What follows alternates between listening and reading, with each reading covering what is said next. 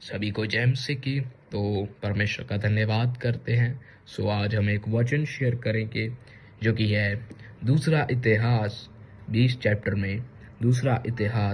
Chapter में लिखा है कि इज़राइल का एदोम के साथ युद्ध हुआ। तो इसमें हम देखते हैं कि जब इज़राइल के राजा यहोशाफात के शासनकाल के समय में मोआबियों, अम्मोनियों और उनके साथ कई मूनियों ने युद्ध करने के लिए यहूदा पर चढ़ाई की, तब सब लोगों ने आकर यहोशाफात को बता दिया, तोल के पार से एदोम देश की ओर से एक बड़ी भीड़ तुझ पर चढ़ाई कर रही है, और देख एन गदी तक पहुंच गई है। तब यहोशाफात डर गया और यहोवा की खोज में लग गया और पूरे यहूदा में उपवास का प्रचार कराया, और यहूदी यहोवा की सहायता मांगने के लिए इकट्ठे हुए, वरन वे यहूदा के सब नगरों से यहोवा से भेंट करने को आए। तब यहोशाफात यहोवा के भवन में नए आंगन में यहूदियों और यरूशलेमियों की मंडली में खड़ा होकर ये कहने लगा, हे हमारे पितरों के परमेश्वर यहोवा, क्या तू स्वर्ग में परमेश्वर नहीं है? और क्या तू जाति जाति के सब राज्यों के ऊपर प्रभुता नहीं करता? और क्या तेरे हाथ में ऐसा बल और पराक्रम नहीं है कि तेरा सामना कोई नहीं कर सकता? हे हमारे परमेश्वर, क्या तूने इस देश के निवासियों को अपनी निज प्रजा इज़राइल के सामने से निकालकर इन्हें अपने मित्र अब्राहम के वंश को सदा के लिए नहीं दे दिया था? और हम यहाँ पर देखते हैं कि यहोशाफात परमेश्वर को पुकारता है। जब उसके शत्रुओं ने उसके ऊपर चढ़ाई की तो उसने परमेश्वर को पुकारा। उसने अपने किसी साथी राजा से सहायता नहीं मांगी, उसने किसी की भी मदद नहीं मांगी, पर उसने सिर्फ अपने मित्रों और अपने ही पिता परमेश्वर को पुकारा, जो कि उसका पिता है। और हम देखते हैं कि अगर हम परमेश्वर को जैसे पुकारेंगे, परमेश्वर हमें उत्तर देता है।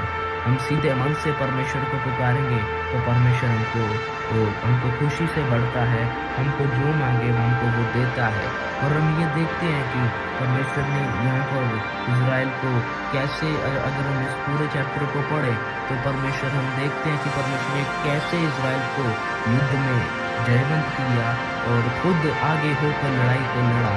पर इस समय हम देखते हैं कि यहाँ पर जो इज़राइल का सबसे बड़ा हथियार था वो परमेश्वर के पास था, यानी खुदावंद खुद उनके लिए एक तलवार की तरह लड़ा, एक शूरवीर सूरमे की तरह लड़ा। और हम देखते हैं इज़राइल का सबसे बड़ा हथियार जो था इस युद्ध में वो था स्तुति गान, शुक्रगुजारी।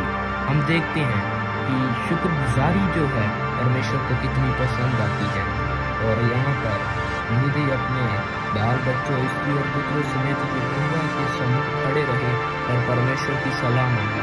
तब परमेश्वर ने एक जन को खड़ा किया और उस जन ने परमेश्वर के आत्मा से भरकर, यानी परमेश्वर का आत्मा उसमें समा गया, और वो कहने लगा, हे सब यहूदी और यरूशलेम के रहने वाले, हे राजा यहोशाफात, तुम सब ध्यान दो और यहोवा से, और यहोवा यूं कहता है, तुम इस बड़ी भीड़ से मत डरो और तुम्हारा मन कच्चा ना हो, क्योंकि युद्ध तुम्हारा नहीं परमेश्वर का है। कल उनका सामना करने को जाना, और देखो वे शीश की चढ़ाई पर चढ़े आते हैं, और यरूएल नामक जंगल के सामने वो नाली के सिरे पर तुम्हें मिलेंगे। इस लड़ाई में तुम्हें लड़ना ना होगा। हे यहूदा और हे यरूशलेम, ठहरे रहना और खड़े रहकर यहोवा की ओर से अपना बचाव देखना, मत डरो और तुम्हारा मन कच्चा न हो। कल तुम उनका सामना करने को चलना और यहोवा तुम्हारे साथ रहेगा। तब यहोशाफात घूमने की ओर मुँह करके झुका, और सब यहूदियों और यरूशलेम के निवासियों ने यहोवा के सामने गिरके यहोवा को दंडवत किया।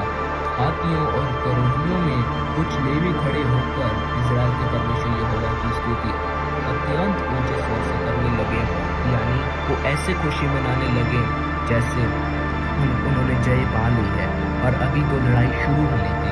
तब उन्होंने सवेरे उठकर तकोआ के जंगल की ओर निकल गए, और चलते समय यहोशाफात ने खड़े होकर कहा, हे यहूदियों और यरूशलेम के निवासियों, मेरी सुनो, अपने परमेश्वर यहोवा पर विश्वास रखो, तब तुम स्थिर रहोगे और उसके नबियों की प्रतीति करो, तब तुम कपार हो जाओगे। ये यहोशाफात ने प्रजा से कहा, और तब वो गीत गाने लगे, यहोवा का धन्यवाद करो जिसकी करुणा सदा की है। तब जब वो धन्यवाद करने लगे तो परमेश्वर ने उनके मन को देखा, और जैसे ही वो धन्यवाद करने लगे, जिस समय वे गाकर स्तुति करने लगे, उसी समय यहोवा ने अमोनी और मोआबियों को और सेईर के पहाड़ी देश के लोगों पर जो यहूदा के विरुद्ध आ रहे थे, घातकों को बैठा दिया और वो मारे गए। हम इसमें देखते हैं कि उनको लड़ने की जरूरत नहीं पड़ी, वो सिर्फ स्तुति कर रहे थे। हम क्या देखते हैं कि स्तुति गान एक ऐसा हथियार है आत्मा में, जो कि हमारी लड़ाइयों को लड़ने के लिए बहुत पावरफुल है। एक ऐसा पावरफुल हथियार जब हम अपनी लड़ाइयों में होते हैं, अपनी आत्मिक लड़ाइयों में, तब स्तुति गान एक ऐसा हथियार है जो हमारी आत्मा को तरोताज़ा कर देता है, बेचैन मन को तरोताज़ा कर देता है, खुशी से भर देता है, और परमेश्वर के सामने एक सुगंधित धूप की तरह परमेश्वर के सिंहासन के सामने पहुंचता है। इसे कहते हैं स्तुति गान। पर हम यहाँ पे देखा कि वे स्तुति करने लगे, और लिखा है कि उसी समय यहोवा ने अमोनियों और मोआबियों और सेईर के पहाड़ी देश के लोगों पर जो यहूदा के विरुद्ध आ रहे थे, घातकों को बैठा दिया। यानी ये घातक कहाँ से आए? हम ये तो देखते हैं कि परमेश्वर ने जयवंत किया, उनको जय दी, उनको सब कुछ दिया, उनको लूट का माल दिया। आगे हम पढ़ेंगे, लूट का माल दिया, सब कुछ दिया। पर ये घातक कहाँ से आए? यानी परमेश्वर ने विजय दी, वो मारे गए, उनके शत्रु मारे गए, इजरायली जो थे वो जीत गए, यहूदी जीत गए। परमेश्वर हमारा बचाव स्वर्ग की ओर से खुद करता है। और जैसे हम हिजकिया राजा के टाइम में देखें, जब राजा हिजकिया शासन काल में था, जब राजा हिजकिया राज्य करता था, तब उस समय जब अशूरी लोग, जो कि वो भी इजराइल के दुश्मन थे, उन्होंने इजराइल पर चढ़ाई की, उन्होंने भी यहूदा पर चढ़ाई किया था।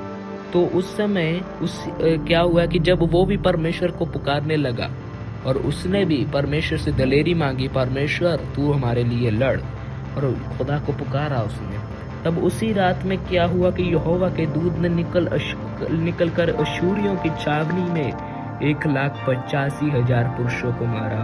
और भोर को जब लोग उठे तब क्या देखा, शव ही शव पड़े हैं। यानी जब हम स्तुति गान करते हैं, हम अपनी लड़ाइयों में इंसानों को छोड़कर परमेश्वर से सहायता मांगते हैं, तो खुदावंद खुद हमारे लिए लड़ता है। किसी इंसान की मदद की जरूरत नहीं, और हमारा परमेश्वर जो है इंसानों से भी बड़ा है। हालेलुया। तो परमेश्वर का धन्यवाद करते हैं। यानी Jehoshaphat, Hezekiah, Daniel, Shadrach, Meshach, Abednego और बहुत सारे नबी, परमेश्वर के दास दासियां, और हम देखते हैं, बाइबल में पढ़ते हैं कि परमेश्वर ने कैसे अपने लोगों का बचाव किया, उनके इजरायलियों के लिए परमेश्वर ने क्या क्या किया। परमेश्वर से जो प्रेम करते हैं वो कभी लज्जित नहीं होते, क्योंकि धर्मी जन विश्वास के द्वारा जीवित रहेगा। हालेलुया। सो हम परमेश्वर के नाम को ऊंचा करते हैं। हमें दृढ़ विश्वास की जरूरत है, और हमें विश्वास के साथ स्तुति गान करने की जरूरत है कि परमेश्वर तूने हमको जयवंत कर दिया, हम आपका धन्यवाद करते हैं। ये एक सबसे बड़ा हथियार है जो कि हमारी लड़ाई में, हमारी आत्मिक लड़ाई में काम आता है, और परमेश्वर के सामने सुगंधित धूप की तरह पहुंचता है। हालेलुया। तो परमेश्वर का धन्यवाद है। मेरा विश्वास है कि परमेश्वर का ये वचन आपसे बात किया है। तो परमेश्वर का नाम ऊंचा हो, परमेश्वर का नाम जलाल पाए। प्रभु इस वचन पर आशीष दे, और आप सबको, सुनने वालों को प्रभु आशीष देवे। तो सभी को जय मसीह की।